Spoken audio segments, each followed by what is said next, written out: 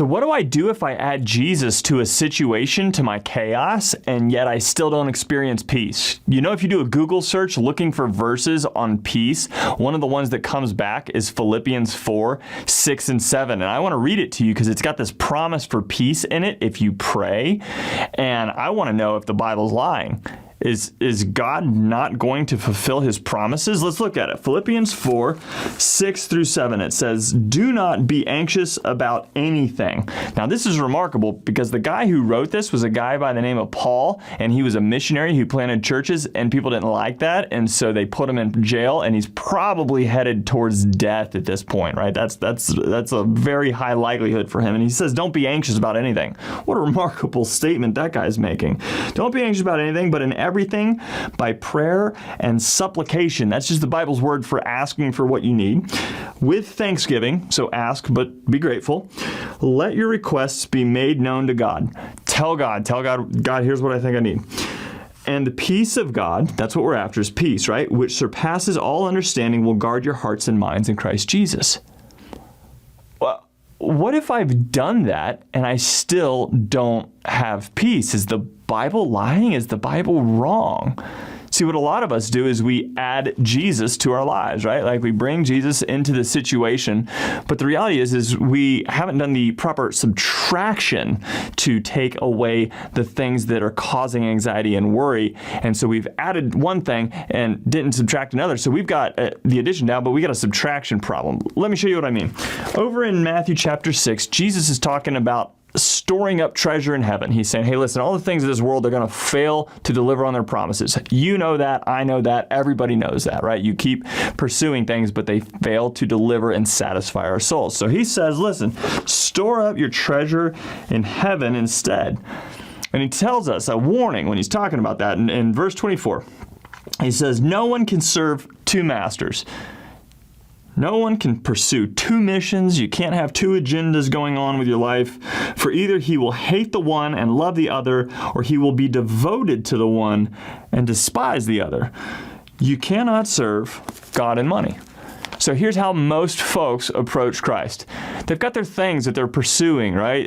Life, at whatever point, right? It's academic achievement or financial security or applause and adoration of people or just control. I want to be able to control my situation or be free of the control of others, like politicians making decisions that are changing my life by the day. And so we've got this thing that we pursue, and then we bring Jesus into that situation. And he calls us to do these crazy things like take up your cross. That means like die to yourself. Get over this mission and get on board with my mission. I'm invading the darkness and I want to invite you into that, right? I saved you from all this stuff and into this stuff over here. And so he says, hey, you got to walk away from these things. But what we tend to do is continue to try to serve both masters, right? The things of this world as well as the things of God, and pursue that mission and this mission at the same time. And so we've got this thing over here, and we go back to Philippians 4, where we look and we're saying, well, man, I'm praying, I'm reading the Bible, I'm doing the church thing, but there's no peace. And remarkably, you look and see just a little bit farther in Philippians, down in verse 11, you see this guy, Paul, and he's still talking. Remember, the guy's in prison, and he says, I found the secret to being content. All right, let me read it to you. What's going on here is he's responding to this church that took up an offering, and they sent him food and clothing because he was in jail and he couldn't take care of himself. And he said, thanks for that. So grateful. Not, verse 11, not that I am speaking of being in need, for I have learned in whatever situation I am to be content. Whatever situation. Now, just a little history on this guy. This guy had been riding around the Mediterranean, planting churches. He'd been shipwrecked. He'd been in prison. He'd been beaten. People would raise up and have riots to force him out of his city. He'd been put in jail, and at this point he's in jail, probably looking at his death. He says, I'm content. I'm content. What a remarkable statement. Verse 12, he says, I know how to be brought low, and I know how to abound in any and every circumstance. I have learned the secret to facing plenty and hunger, abundance and need.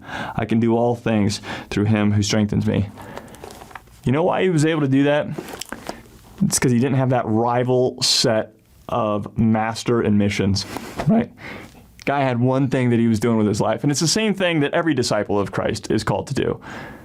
He was called to love God, serve others, and make disciples. And it didn't matter. Sometimes he had money, sometimes he didn't. He was, in either situation, able to do those things. He was able to love God and serve others and make disciples.